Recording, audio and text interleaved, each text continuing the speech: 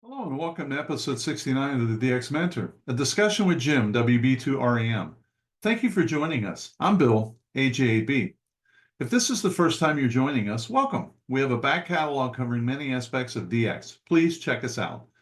If you like what you find, please subscribe to always be notified of a new podcast.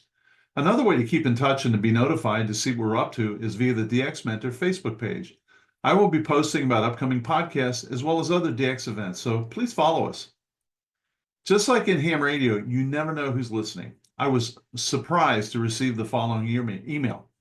Dear Bill, I hope you are doing well. I'm an avid listener of your podcast, The DX Mentor. Your podcast is one of the best resources on ham radio that I have come across. It's like being a fly on the wall in a room full of ham radio experts. Well, as you invite in every episode a line from the listeners to see if they have worked on all-time new or achieved DXCC, today, I'm dropping you a note to tell you that I've just done that. This morning, I achieved DXCC on 10 meters, and now I am working on my way towards 15 and 20. A brief information about me. I got my license in 2009, a few months before I got married. Then my XYL, Nia, got her license in 2016. She is VU2HUM. Interesting trivia. HUM, which is the end of her call, translates from Hindi to English to me. And the end of my call, TUM, translates to you.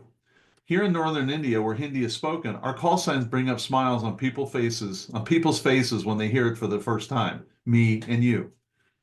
But all those years ago, we were starting our lives and the hobby took a back seat. I came back to the hobby in July of 2023, starting HF by hanging a fishing pole from the balcony of my apartment on the 11th floor. That didn't work too well, except for some FT8 modes. In the meantime, we negotiated with our HOA to allow us to suspend a thin wire on the terrace of the building. They obliged me, and I was on the air with an end-fed half-wave antenna. I also started relearning CW, and in March of 2024, I gave up digital modes and shifted completely to CW and sideband, with most of my time spent on CW. The end-fed half-wave gave me a total of 91 DXCC entities across all bands on all modes. Last year in May, I met PA3CWN on the RS-44 satellite, and after our QSO, we started exchanging emails. He advised me to switch the end-fed to a delta loop. Technically, I was still going to suspend a single thin wire on the roof, so I did just that. Within months, I got my CW DXCC, and this morning, I got my 10-meter DXCC LOTW. Now the focus is to get 100 confirmed on 15 and 20, so I'm not too far off, as you can see. I also run a CW RBN skimmer node, the only one in northern India. I also think I'm the only whisper monitoring station as well, and just yesterday I set up JS8 monitoring from my 40 to 10 meter band area. I also am the only HF web SDR in my region, and you can reach that to websdr.vu2tum.com. I had set up a VH and UHF web SDR as well, which is currently turned off due to the India-Pakistan conflict. I was asked to take it down, so I did. Over the journey of nearly 2 years, I've had a great many learnings from you and Joe, PA3CWN, VU2TMP, Eric 4Z1UG, and many others who have given great insights into this hobby. Keep doing the great work of sharing insights into DXPeditions. Thank you in 73, and that was from Punyet, VU2TUM. That was from a listener in India. So again, you just don't realize how far-reaching this stuff is.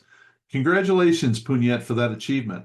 I would also encourage you to pursue 12 meters if it is legal in India. 12 meters will fade just like 10 meters will in a few years, and now's the time to get your DXCC on 12 meters.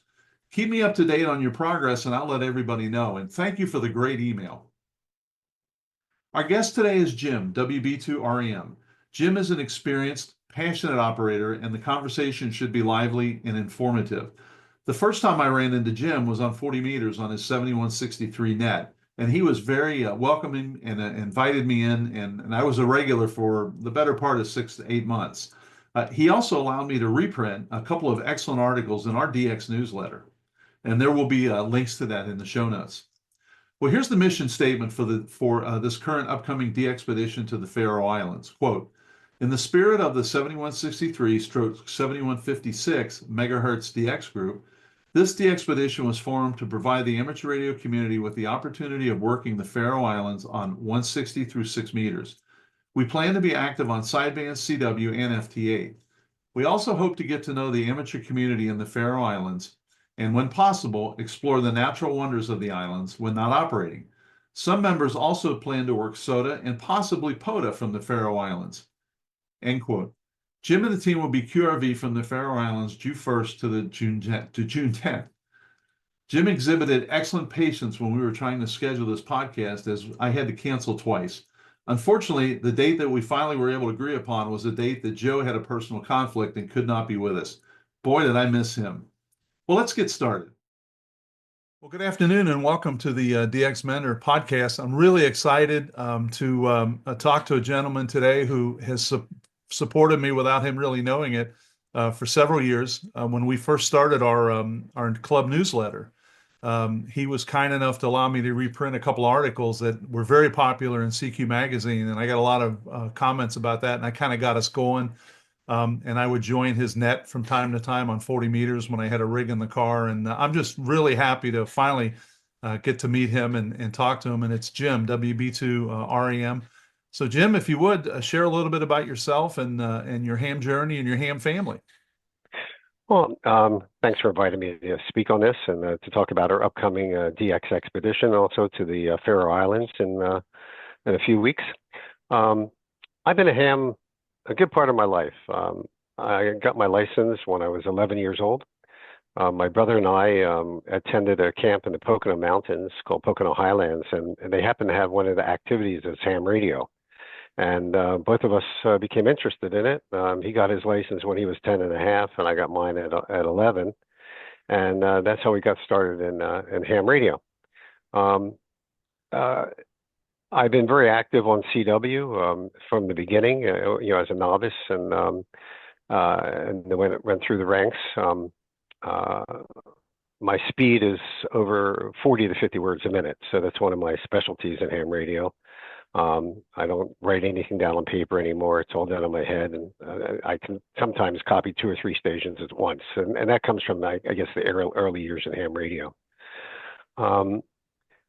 As far as choosing profession goes, ham radio had influence on my choice of profession.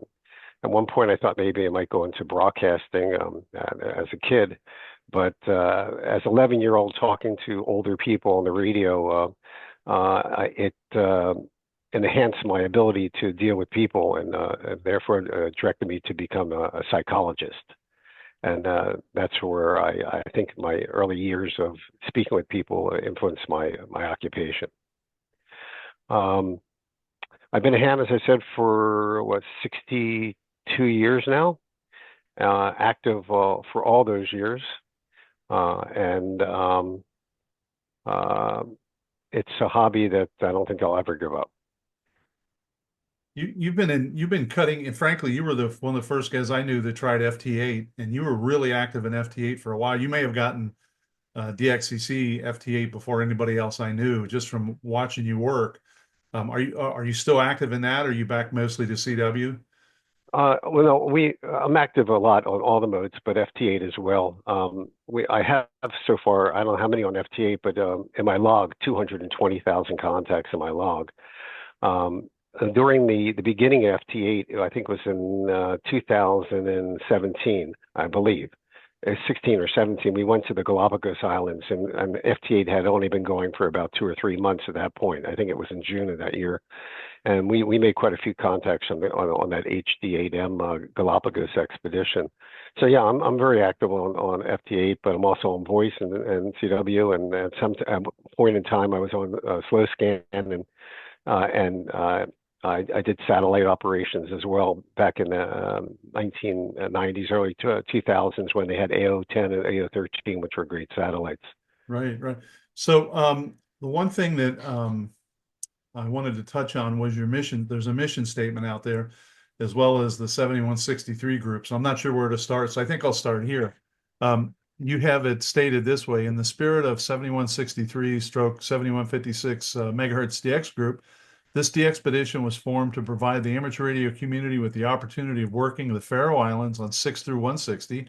We plan to be active on sideband, CW, and FT8. We also hope to get to know the amateur community in the Faroe Islands, and when possible, explore the natural wonder of the islands when not operating. Some members also plan to work SOTA and possibly POTA from the Faroe Islands. And that's going to be June 1st to June 10th. So we're right up against it. So that brings up a whole bunch of questions for me. So let's talk about, for starters, the 7163 group. What is that, and how active is that, and who can get involved with that? Well, we started out in 2010 with the 7163 group. It was just a group of people that got up early in the morning, like myself. I'm up at 4 or 5 o'clock in the morning, and we just started working DX. We worked quite a few DX stations. However, somewhere through there, the DXing turned into general discussions about amateur topics, about personal things in people's lives, medical, whatever it is as we age. And then at some point there, our KE5EE Stan, who has a huge setup, great antennas, joined us, and we decided to allow him to take over the DX portion because he could bring in more people. And we went down to 7156 at that point when he came on there, just to continue our discussion. Some people like the amateur DX stuff. Some people like the discussion. So they go between the two frequencies in the morning. We're on from about 5 in the morning till 7:30 Eastern time. We were on about until 6:30 on 7163, and then down to 7156. So how many people do you typically have joining you? It can vary, maybe 20, something like that. It varies each day. So about 20, but we've had, I think, 150 members. We also believe in using things like Telegram for supplementing our discussions. So I think it's an important thing when you're talking to have some visuals. So we'll put videos, we'll put, if we have a discussion about an antenna or a coax or whatever, we'll put the visual on the Telegram. We have about 50, I think, members on Telegram watching what we're doing there that way. Very cool. Very cool. So what kind of equipment are you expecting to take to work 6 through 160? Can you share that with us? Yeah, well, we have ICOM 7300s. We have the, I'm not sure the number for the Yaesu, the new Yaesu that's similar to the ICOM 7300. We have the FTDX 101D. There's 2 of them that will have availability to. Part of the special thing about this expedition is that the only person I knew that went to the Faroe Islands was Amir 4X6TT. I don't know if you've worked him before. I have. Yeah, and he operated their Oscar Yankee stroke 4X6TT.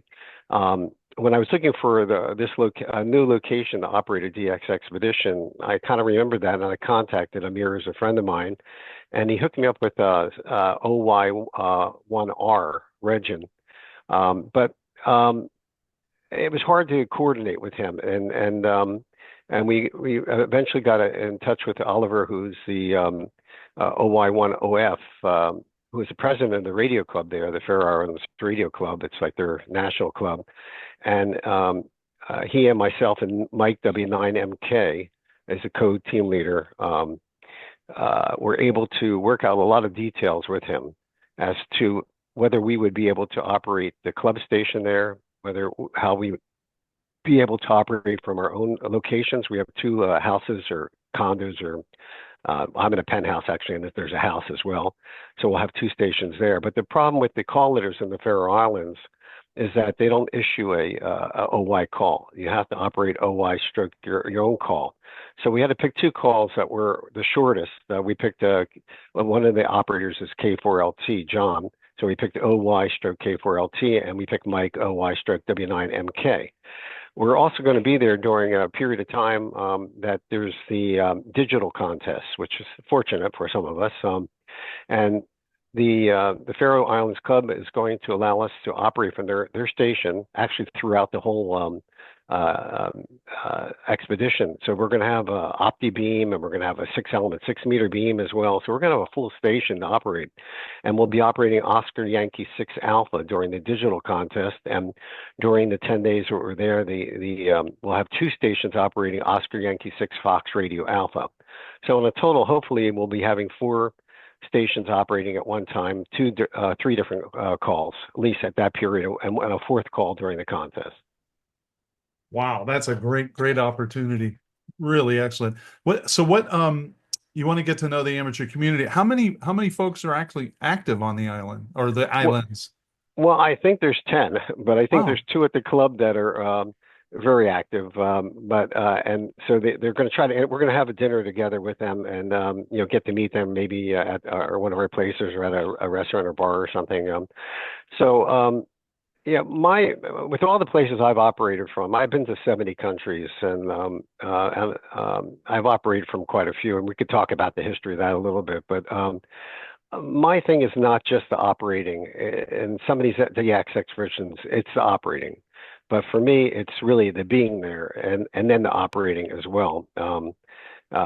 So when we go to the Faroe Islands, we're going to be taking a tour around the whole islands. And Oliver has a house on a separate island with has thousands of puffin birds on the island and things like that.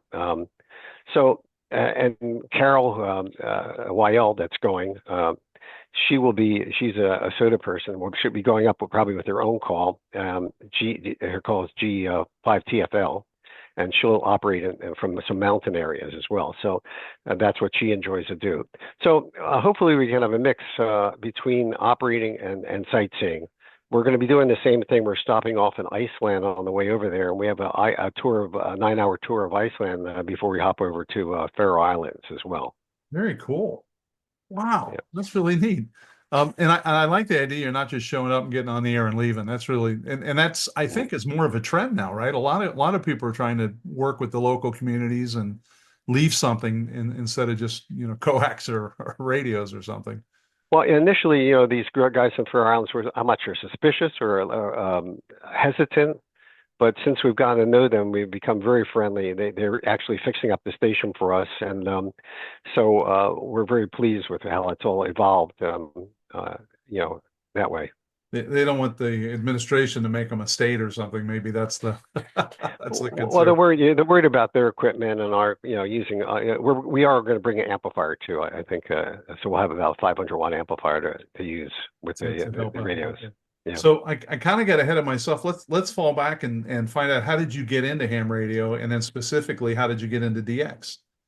Well, yeah, as I said, I got in the ham radio through the camp, the Okay. summer camp, and um, I, as a novice, I really didn't work a lot of DX, but I always had an interest in travel. And on my first trip, when I was 17, I traveled to, well, I was 20. I traveled to Europe. I did backpacking twice to Europe. And one of the trips I stopped off in Vienna and was able to operate 41 ITU in Geneva. So that was my really first Wow. DX expedition in that way as I was traveling. Since then,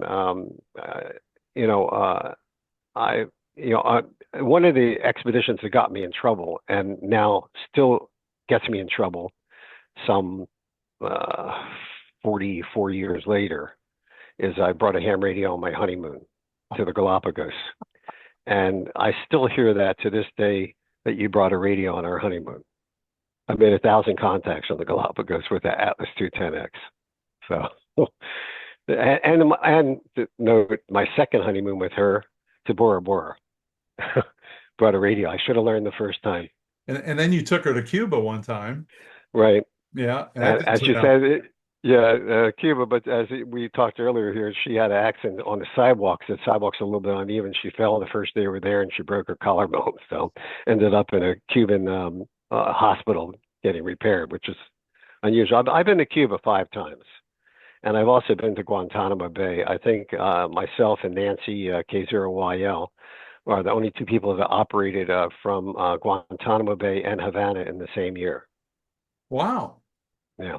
very cool, very cool. So when And did you? and that first trip to Havana, we had a group going, and we were denied. We were in Miami Airport, and we were denied the ability to operate the radio. We were told we could operate. We got down to Miami. We were denied, and then 4 hours later, I get an email saying you're okay. So when I went down there, I asked him what happened. Our sponsor down there. He said, "Well, the ministers of communication denied because it was an American-Cuba operation. However, the president of the Cuban Radio Club, son, worked with Raul Castro's son. Really? And the two sons talked to each other, and Raul Castro intervened and personally allowed their operation to occur. That was Tango 42 US. Okay. Wow. You are connected. Yeah. Now I know those people down there, so it's not a big problem. They don't, and I understand it. They don't kind of trust, but Sure. once I get to know you, it's fine. Well, anytime somebody has a radio and antenna, everybody gets nervous. What are you doing? Yeah.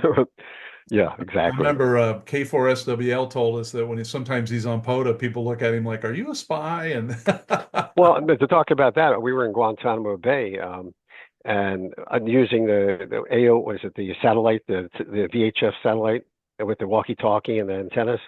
And here we're standing in the parking lot with the antenna pointing up in the sky. You can see the airport at Guantanamo Bay, and I look off to my left, and there's the MPs over there saying, "What are these guys doing pointing the antenna at the airport in Guantanamo Bay?" I talked to them; they were okay.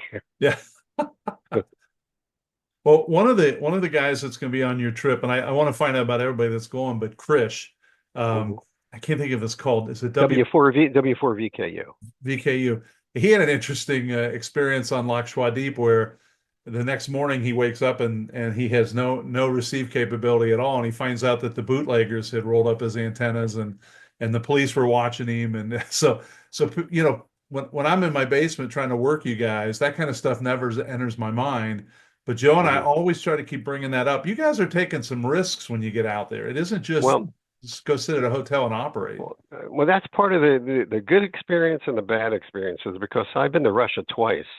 I operated during communism. I was one of the 4 hams allowed to operate out of communist Russia.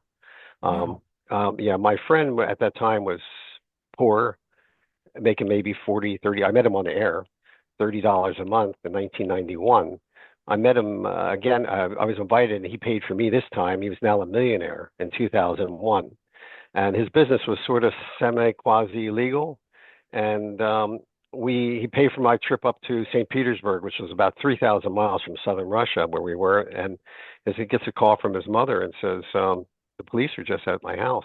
And I said to him, I'm a little worried. I'm afraid that when we get to the airport in Rostov, that the police are going to be waiting. No, this is Russia. This doesn't happen here. And get to the airport in Rostov, and there's 30 policemen waiting for us. And so they throw me in the back of a police car. And my wife had said to me, "If you end up in the gulag, don't call." And I asked the policeman, because I learned how to speak Russian. I said, "Problema?" He said in Russian, "Bolshoy problem," which means big problem. So when we got to his apartment, there's another 20 police cars waiting. We get up there. I hear the wife saying, "Mia Jim," Jim is a child psychologist, whatever. And all of a sudden, I hear her scream, and the police are gone. I go out. His radio's gone. His computer's gone. I look out the window on the 8th floor of an apartment, and I see red on the ground. So I talked to a neighbor, and I said, "What happened?" And he said, "Do you know what happened?" I said, "No, not quite." He said, "Well, the teacher upstairs on the 9th floor saw all the action, jumps out of the apartment and kills himself, commits suicide in the middle of this whole thing." Oh my Lord! Yeah. So this is things that happen on a DX expedition. I can't imagine being back in that car, because now I'm thinking of the KGB and rubber hoses. Yeah, well, when I left, he had asked permission for me to leave. When I left, there a guy sat next to me on the plane, and I kind of sat there with my arms crossed and black, and he started initiating a conversation with me, and he said he was from, he was a businessman from Chicago, but obvious to me he was with the police. And he asked me if I wanted to ride to my hotel. I said no, but I was just very happy to get out of there. Wow. And one last story about that. Yeah. On the first trip to Russia, it was Kennedy Airport, and it was Pan Am flight, 1991. I had my WB2REM gym hat on because I was going to meet my friend at the airport. I never met him. He was a young guy, I get on the plane, sit down, a little hesitant. I'm 39. I have 2 kids. I'm leaving. We got to Russia during communism to operate a radio, and the airline host, the stewardess, comes back to me and says, "Jim, the pilot says hello." I said, "The pilot says hello?" Okay, fast forward about 6 years ago. I'm in the Galapagos Islands with W2WCM, Bill, who's going with us on the trip. We start talking. He said to me, I was a pilot for Pan Am. I said, "Where'd you fly?" He said, "Out of New York Kennedy." I said, "What route?" He said, "New York to Moscow, nonstop."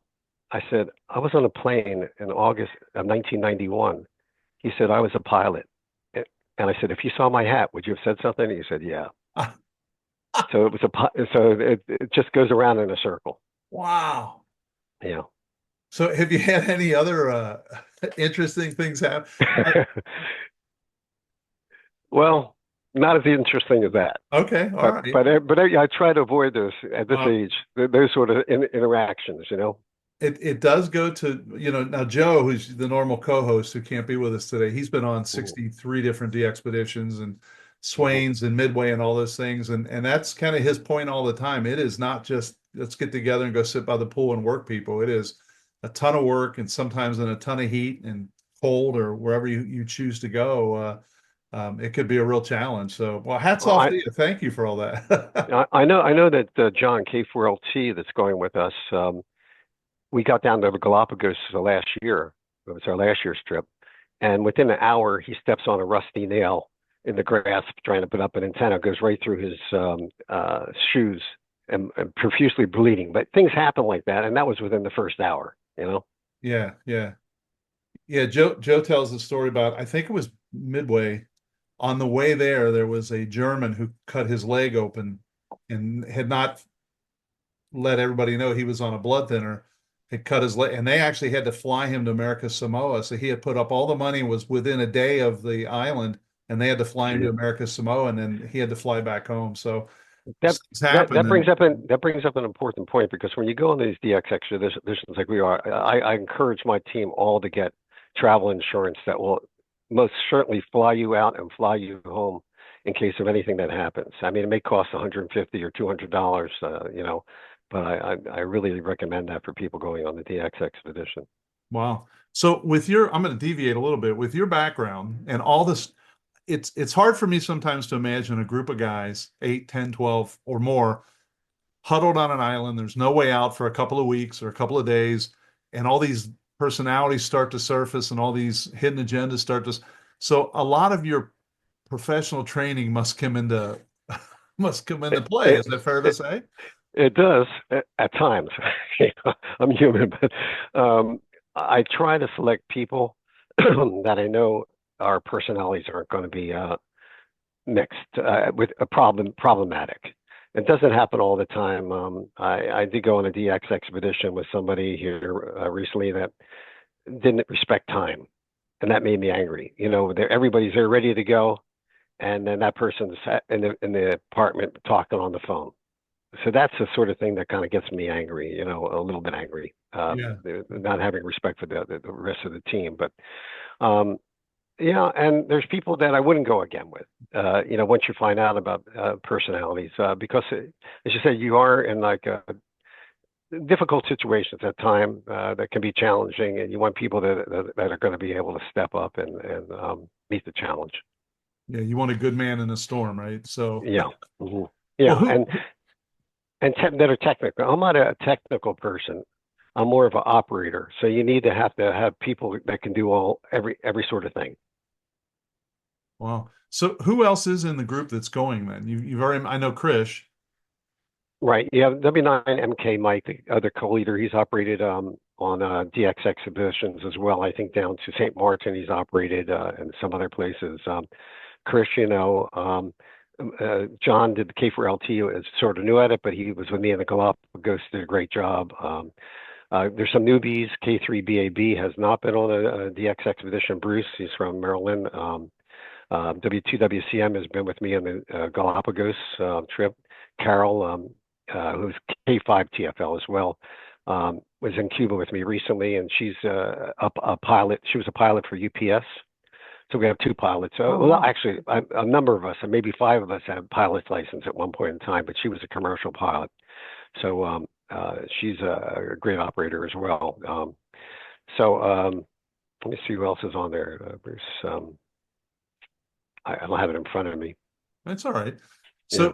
So do you fly to England and then take a watercraft to the Faroes, or do you fly into the Faroes? Well, we had some choices. Initial inclination was to fly to Copenhagen. Excuse me, fly to Copenhagen because I've never been there to Denmark before, and the Faroe Islands are a possession of a territory of Denmark. But then I've been to Iceland once, and only at the airport when I was like 20 or something. I was flying to Luxembourg, and I always wanted to go back there. And there's a routing. Icelandic Air flies from, well, actually, in my case, Orlando to Iceland, Iceland to Faroe. And it's important when you look at this is to have continuity of airlines, because if you fly, let's say, American to Iceland, let's say if they did, and then Icelandic to Faroes, if you get bumped from a flight or delay, then you're not guaranteed a carryover or whatever. So we all found routings that would use the same airlines, and it would have been more difficult to go to Copenhagen or the English London route. So we just picked the island, and everybody wanted to go to Iceland. So we're going to get there. We have like one free day, then a tour of the island, and then the next morning we're out to the Faroes.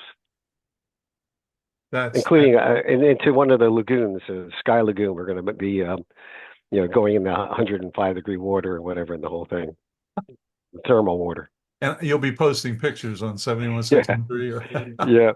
Well, Faroe Islands. So our website is, I don't know if you posted anywhere, FAROEIS.com. Yeah. FAROEIS.com, like Faroe Islands. Yeah, I'll put that in the show notes and make sure everybody checks you out. I would put a link to the Ohio State Buckeyes since you're showing your mug. But Purposely. That's all right. I have a Faroe Islands cup. I should have used that. Do you have a Faroe Islands shirt on? Is that what I caught though on your logo? Yeah, I don't know if I can see it in here. The logo, but on the back is what is on our QSL cards. Oh, can you see that? Sure. Oh, a puffin. Yeah. Very cool. So, and then did you say the background is a shot from the Faroe Islands? Yeah, this is of what the patch, yes. Okay. No, and then your actual background of your Zoom session. Oh yeah, it's from the Faroe Islands. Yeah. That's what I thought. Okay. Yeah. Now, what kind of weather do you expect in June? Well, it's not like I have here in Florida, that's for sure. It's going to probably be like 40 at night and 50 something, a day. It's not terrible for this time of the year, but the difficulty we're going to have, we anticipate, is the light. It stays late until about 11 o'clock at night because it's near the Arctic Circle, and it's what do you say, dusk or something, all the rest of the time. So it's still light, but it's and 160 and 80 could be a challenge at that time of the year, given that sort of situation. We may have some openings, early in the morning here.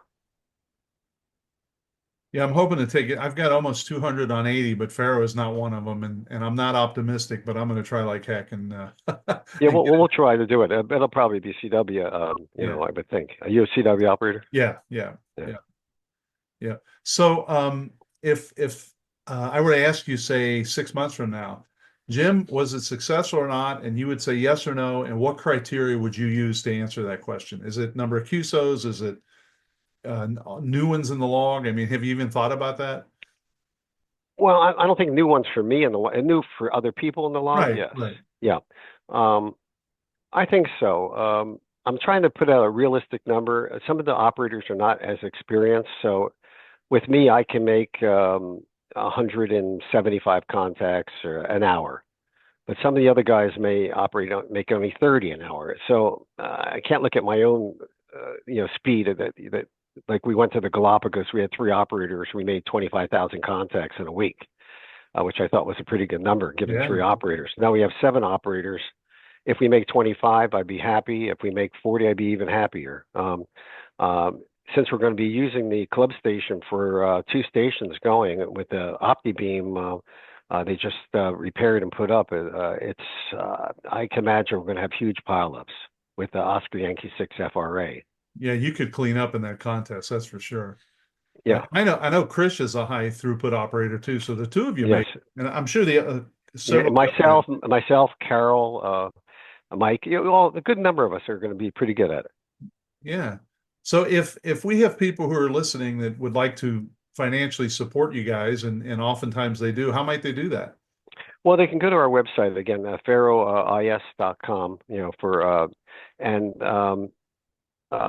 email me about it. We're not actively pushing. We have sponsors. When we went to the Galapagos Islands the last time, I don't know if you saw that article in QST. It was on the cover of QST. Yep.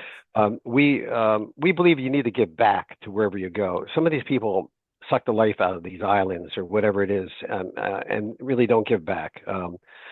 So we took the money that we made and people that donated, and we donated $3,000 to the Galapagos Islands preserve there. Oh, cool. Yeah, as part of our expedition. Made us feel good, and they also gave back to the island. So I'm not sure what we're going to do with the Faroe Islands, what's going to happen there. People don't understand, and I see a lot of complaining, like this ZSA guy and on here, people complaining about it, but they don't understand the personal time that's used themselves, the money that's spent on a DX expedition, personal money. Just to give your listeners, idea, these trips are probably a minimum of about $3,500 out of your own pocket just to get there, and that doesn't even include food. Right. And that's simple places like I'm going to, like, well, I know simple Galapagos or Faroe, but to go to these other places that are totally isolated, I'm sure it's quite a bit more. The thing with Joris too, he is a outstanding operator. So it's not like he's over there twiddling his thumbs hoping to make 6 or 8 an hour. I mean, if people are frustrated with him, it's kind of like, get over it. He's a good operator in a very tough location. And oh, by the way, he actually has to do some work while he's there, and he's being governed by a group of other people. So from what I've heard, he's done a great job. I mean, operating a DX expedition is fun, but it also is work. And that's what people don't understand, that you're working there. When you have 10 people calling on CW on the same frequency, it is extremely hard to pull out anybody. So you're struggling all the time to hear somebody. Now, I have my own sets of things. I go up and get away from the crowd. I go down. I move frequency every time I listen so that they don't pile up on the same frequency at times. But I mean, you got to give the guy a break. So he's on FT8, or he's on CW. That's what his choice is. Sideband's hard. To hear a sideband pile up, all you hear is a muster of voices. Right. With this, where you have like a singleton operator with this who hasn't been on the air for a long time.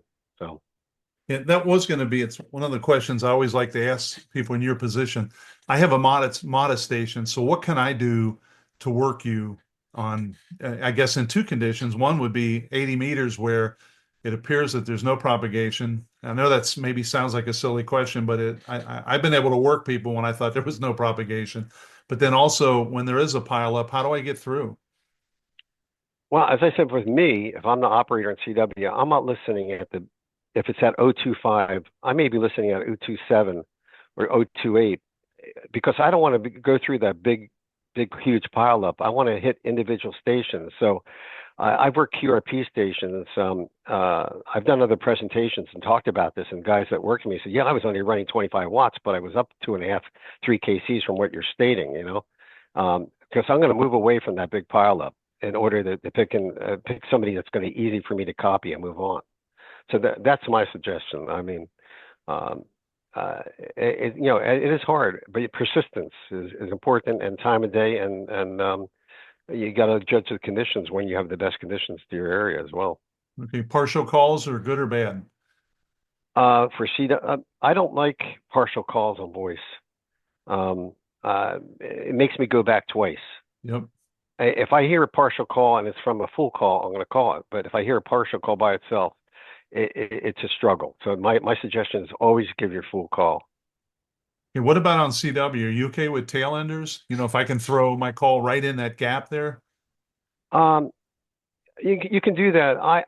My thing is I try to get 3 calls at one time. Okay. That's how I can then I don't have to keep on listening. So I may take a longer break when I'm listening, but I'm writing down 3 calls, and then I'll go to one, then go to another, and go to another. Is one approach that I take. Now other people probably don't have that, but that's how I deal with it. So in essence, you would say AJBTU whatever that next call you Right, heard. right. I would say, "God did it. Thank you," and then I would put in the next call and put it in there. Or they may hear me thinking they're going to call, but I already entered the call into like M1, M, and I'm just pushing the go. Wow, very cool. I can see where you'd get serious throughput, especially if everybody would actually listen and they could hear that you're working 2, 3, 4 at a time. Right. Then they don't need to be calling over until you say QRZ. It's And like, that's okay, especially on voice. I can do 2 or 3 at a time on voice, where where I can control it and say maybe the last 2 letters, maybe I caught the beginning of the call, and then this way I'm not giving the CQ or QRZ after each one and having to deal with the pileup. I can speed it up. wow. It's got to be exciting. You got to be thrilled to kind of head over. I mean, it just sounds like a great trip and to a beautiful place and meet some new people. And it's just got all the great aspects of a good trip. Well, we've been seeing their culinary stuff too. They've been sending us. We have team discussion with those guys every few days, and they showed us how they cook puffins in a pot. I will not eat puffins, but you can see their heads out of the pot cooking, and they eat some very weird stuff over there. And I'm not a weird eater. Like I don't eat whale or shark or even fish. The truth, and that's a big fish island. But they have some weird stuff they eat. And it's funny, I would have thought puffin might be an endangered species or something. No, not there. They kind of throw a net over them. There's so many of them. That's how they catch them. Puffin on a stick. I don't think I'd Mhm. appeal to me, but Yeah. so here's always the next question I love to ask is you're not a guy to just sit at home. I know you live in Florida, so you got to have something in mind after this. Where might we go in late year or maybe early next year? You thinking about Well, maybe yeah, my wife keeps on saying, "You're getting too old to travel on it." I keep on saying no. I'm going to go back to an easy one. I go back to places, not necessarily because I like to be familiar. I'm familiar with the people. I'm familiar with the places. If I go back, well, for example, Galapagos. The last time I went down there, when I was there on my honeymoon, I worked HC8 um, GI. His name is Gus. He's no longer alive. Well, this time when we went back, NE8Z, who's HC8, yep. HD8MD, Rick is a good friend of mine, and actually I met him on our honeymoon back in 1981. He helped me get to there. He hooked me up with Hotel Galapagos, which was Forrest Nelson, HC8FN. But I talked to this HC8GI, and Rick knows the son of GI, and he lives on a 5-acre property, and that's where we operate HD8M. And now after that, this last group was just there a couple of weeks ago. Right. HD8G operated from the same location that we did, Wow. which was HC8GI's house. Very Okay, cool. I forgot your question. So you said, where am I going? Yeah. Um, so I've been to Galapagos 4 times. I've been to Turks Caicos twice, Cuba 5 times. I've been to Anguilla 4 times. My call, given my profession and VP2E, it's logical that I would pick VP2EGO, ego. Yeah. Ego id, I Well couldn't think played. of it. So I might want to put VP2EGO back on the air because it has the most beautiful beaches in the world, Anguilla. I'm going to advertise for them, especially Shoal Bay East. I like to go back there. Teddy's a good friend of mine, VP2ETE. I just talked to him today. And I said I might come back with a Canadian ham, just 2 of us. And, it's more of a vacation DX operation. My wife is not wanting me to go to places that are dangerous, like Russia again. Yeah. So you probably don't have Bouvet or Peter the First on your. No, I don't think I would want to go there, to tell you the truth. Again, as I said, I like to be there for like 15 minutes, an hour, but after that, it's total work, Yeah. and struggling, and I can't imagine the pileups that you would just go crazy on. I really value those guys that can do that for a period of time. They have to be tired, cold, hungry, whatever it may be, Well, and people complain. People complain, you know. as many guys as I've talked to, they said even when you're not on the radio, you're not really resting. You're slightly recharging, and then you're back on the Right. radio, and you just don't recover till you get home. One side note, HC1MD, Rick was one of our guests. Oh, really? I believe he's the one that talked about seeing Jacques Cousteau's signature in one of the guest books at one of the locations in the Galapagos. It was all obviously tens of pages back, but still he hit sign that, which was pretty. There's some rumor that Jacques Cousteau was a ham radio operator. Oh, really? Yeah, him and uh, what's the movie star from Tahiti. A friend of mine used to work from Australia. A woman. What's this? Apocalypse Now is in. Oh, Forget his name. I thought of Martin Sheen right away, but he No. wasn't in it. No, I could look, but that would be rude. So, Yeah, all right. for some reason, yeah, I can't remember, but supposedly the two of them used to talk to her, Jacques Cousteau, and everybody listening is gonna know who exactly right away who it was. Oh, Yeah. I'm being rude and looking away. I've listened. Yeah. Apocalypse Now. Here we go. Um, oh gosh, and you can never find it, Jim, when you want Martin Sheen, Marlon Brando, Robert Duvall. Marlon Brando was a ham. Really? I did Oh not. yeah, he had a beam on his island in Tahiti. What a nut! I did He not was know that. active. Yeah, look it up. I forget what his call letters were. I worked him once actually, but I'll have to do that and try to put it in the. yeah. But my friend in Australia, Kathy Cooper, said that she used to talk to him in the morning with Jacques Cousteau, and one day this car pulls up in front of her house, and this big heavy set fat guy rolls out of the car. Takes a little while to get out, knocks on the door, and who is Marlon Brando at her house. So Wow. yeah. Well, who'd have thought, right? All Yeah. the way out there. So, but so you've narrowed it down. Maybe Anguilla, it sounds like. Anguilla, yeah. Yeah, and I like that EGO. That's pretty good. I like. And the call's still available for me. So I've talked about it. This last group I wrote an article for in the magazines on so you want to go on a DX expedition. I think that was one of my last ones, and I targeted the VP2V Tortola, and I had my call with VP2VGA down in Tortola, and they were using VP2A, was it, or VP2V, was it? Yeah. On Anegada, which my wife and I went to Anegada. It's a very beautiful island.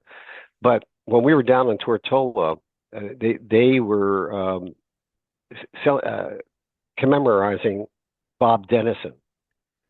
And I happened to meet Bob Dennison, the VP2A, when I was down there. He had a house right near the hotel we were staying at. This was like before my wife and I got married in 1978. So I spent maybe 3 or 4 operations in Tortola. Wow. In the early years. Yeah. How cool is that? And what great memories. It's really great you and your wife have those kinds of common interests together, and you can. Well, I don't know. That. Believe me, I got to walk a fine line. Wow. She said, whenever we've gone on a trip, you brought the radio. I hope she doesn't listen to this. And so there's some resentment for that. Wow. Fortunately, you have the professional background to deal with it, so it doesn't help in this situation. Okay. Well, you made a comment about articles, and the one that I kind of the way that I came across you was, as I mentioned when we started, was I think it's the psychology of a QRMer. You wrote that years ago for CQ Magazine, and I have run that in our newsletter about every 3 years because it's like when oh my gosh, there was a big DXPedition a couple years ago, and I thought this will be just perfect, just to let everybody think about it. If P5 ever comes on, I'll reprint that. So have you gotten other feedback from? I mean, that must have been a really popular article because it really hits on the head. That was reprinted in many languages. I think even Russian. It was I got requests for it to be reprinted. Yeah, it was a good one. And then I had an article that I wrote on the DX cop offender or protector. That was another one. These guys say up frequency. Are they causing the problem? My one I'm proud about. As I said, I'm a appliance operator. I'll call it I'm more of an operator than I am someone that's into electronics. But in 1995, I decided to get involved with remote control linking before anybody else did. And I wrote an article for QST, the WB2REM OTE link. And I'm most proud of that because I developed a 2-page schematic that was published in QST of remote control linking, which as a result of that, I was featured a little bit in the New World of Amateur Radio movie. Oh, wow. So that's on my website. It has the link to that, with King Hussein in it and all that stuff. Because in the beginning, remote control linking was viewed as a bad thing almost, and things have changed and turned around since then. Yeah, I mean, the 1990s. Who'd have thought that rig in a box would be as popular as it is? And I think 20 years ago they'd have thought, well, no, that's sacrilegious to put a radio on an island, but you're sitting out in the bay. But a lot of times that's all we can do. So everyone's adapted. I have to go back. So is the DX cop a good thing or a bad thing? And I have my opinion. I believe it's a bad thing. I mean, everybody knows first of all, the guy's calling the guy on the DX frequency. Obviously his split is off or something, most likely. So he's not hearing people saying, move, split. He's not hearing it. So why even say it? Because you're splitting and you're moving. It's causing them more problems than the guy calling the guy. That's my feeling about it. That's always seemed to me like, I guess they just. And one of the biggest offenders, and I'm not going to target a country, but are people that keep on calling after you call somebody. You call somebody, so you so-and-so go ahead, and this other guy just continues to call right on top of him, which slows down the whole process. And that happens all the time. Well, I mentioned the first time I checked into your net was when I had my FT897 in the car for a couple of years, and I would drive to Cincinnati, about an hour drive, and listen and check in when I could, et cetera. But what really, I guess the lesson I learned from having that in the car and just focusing 2 hours a day, a lot of guys, they just flat don't listen. They just don't, because you'll hear the DX station will tell them, hey, I'm up 10 now. I'm up 10 now. And if you just listen and move up, there's a better chance you can work them. And the guys will just keep calling, like, or they'll say, yeah, you're 20 over 9 here. What's your call again? It's like, how in the world do you not know his call? He's 20 over 9. But that's my biggest peeve is, you guys give me, gives you a call, and then he asks you what your call is. And I always come back and say, I'm giving my call, and I purposely do every contact. I give my call after it. So I don't understand it. At least they don't ask for QSL routes anymore. Yeah. And I know you remember insurance contacts, right? You're always like, should I work them again because I wasn't sure the first time, or? Well, with Club Log and all that stuff now, you can verify whether you're in the log or not. Yeah. So we hope to have live streaming going on in the Faroe Islands because they have good internet at the shack and other places. So we're going to have that, so you'll be able to check and see. Cool. So what did I leave out? What should I have asked, or what are you most excited about or looking forward to, or?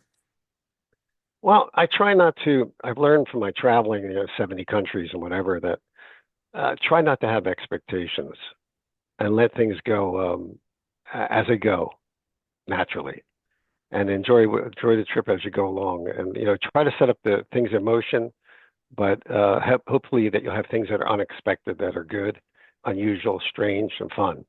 And as I said, the DXPedition is not all radio, and I don't want it to be all radio. And so that's how I do my DX expeditions. Yeah. So if listeners wanted to go to that website, which I'll put in the show notes, and make a donation, you guys may very well pass that through to the folks at Faroe Island for a good cause. Yeah, well, we are already helping them. We bought half of a radio for them. Okay. And bring it in to the country for them. So that's one of the things of goodwill. And Yeah, any help that would be possible would be great. Okay. Well, we'll see what we I can do. mean, maybe I can put a link up for it. And yeah, the problem, that we have these days, and this is probably an issue that most people don't realize, is PayPal's when you do a OQRS, you're not doing friends and family. So every charge that you have on PayPal is registered to like IRS. So if you charge over $500 or $600, if you have like charging $5 and you make 100 contacts, and they you're starting to pay taxes on the money you're bringing in. Plus that's why people have been increasing the charges for the QSL cards in the car. People say, well, why are you charging $5? Well, part of it, the PayPal takes the money from it, and the other part is the IRS. You're depending on what taxing bracket you're in, you're going to be paying more taxes because of it. So it's a little bit of a catch-22. So we're better off contacting, in some cases, ahead of time, getting the call sign and using that maybe as the way to transfer money through PayPal to our friends, as opposed to, I never thought about that. Never, Yeah, because I don't think of that volume that y'all have. well, I know somebody, and I'm not going to mention who, but he incurred, I don't know, $10,000 in taxes to the IRS because of it. Wow. Holy smokes. That would not be good. And he was only charging $4 for the card. So first you have to get the cards printed, and then you have your envelopes and your stamps, and before you know it, then you had the IRS charge. So yeah. So when do you're operating June 1st to June 10th. So when do you actually, right. I guess you're leaving somewhere around what are we, May 28th or 29th? Exactly, 28th. It's an Okay. overnight flight to Iceland, and that day we kind of have free, and the next day the island, and then we're out of there. Then so we'll hopefully get in later in the probably afternoon. It's probably going to be evening stateside on the 1st. Okay. Be on the air. And I guess the good thing, lunchtime in the Faroes is like time over here. We're 7163, and that's just spinning up. So Yeah, I don't know how I'm going to deal with it. I'm not sure how I'm going to deal with puffing. That's the whole thing. Although they have a supermarket there, so and I think I can handle a pizza. well, just picture that puffing on a stick. That's all. All righty, sir. Well, thank you so much, Jim. It's really been enjoyable, and I like getting the word out. We'll get it out in the next week or two, and I'd love to circle back around with you when you get back. And you've got me motivated to put the rig back in the car and check in with you guys when you get back. So, free to. It'd be great to have you on the bill. all right. Well, safe travels to you, and make sure you hug your wife on the way out, but don't squeeze the one shoulder. Right? Yeah, for sure. All right. See you later. Thank you, sir. Okay. Bye. Bye-bye. I hope you had as much fun as I did with that podcast. What a great guy Jim is. And right away, you feel like you could sit down with him and crack a couple of cold 807s and learn even more. Thank you for joining us on this edition of the DX Mentor. I would also like to thank our sponsors, ICOM America, the Daily DX, DX Engineering, and the Southwest Ohio DX Association. You won't find anyone more committed to DX than these sponsors. I would also like to thank Jim, WB2REM, who not only met with us this time, but allowed me to reschedule 2 other times. I put links in the show notes and would really like you to check out the 2 articles that Jim wrote, The DX Cop and The Psychology of a QRMer. Especially with some of the big DXPeditions coming up, the psychology of a QRMer will be really important. And of course, I'd like to thank you, our listener and viewer. Without you, there would simply be no reason to do this, so thank you. I would love to have your feedback, answer your questions, and provide help with any DX or amateur radio related issues that you may have. If you need clarification on something or you just have a question, email me at thedxmentor@gmail.com. Please drop me a line if you've achieved an all-time new one, receive recognition, or have a DX event that you would like us to mention. We would be happy to do that. If you are enjoying these DX Mentor episodes, please hit the subscribe button. You can also click like if you found this one particularly interesting. 7-3 for this episode, and thanks to my ex-wife Karen for her love and support. I hope to see you in the pile-up soon.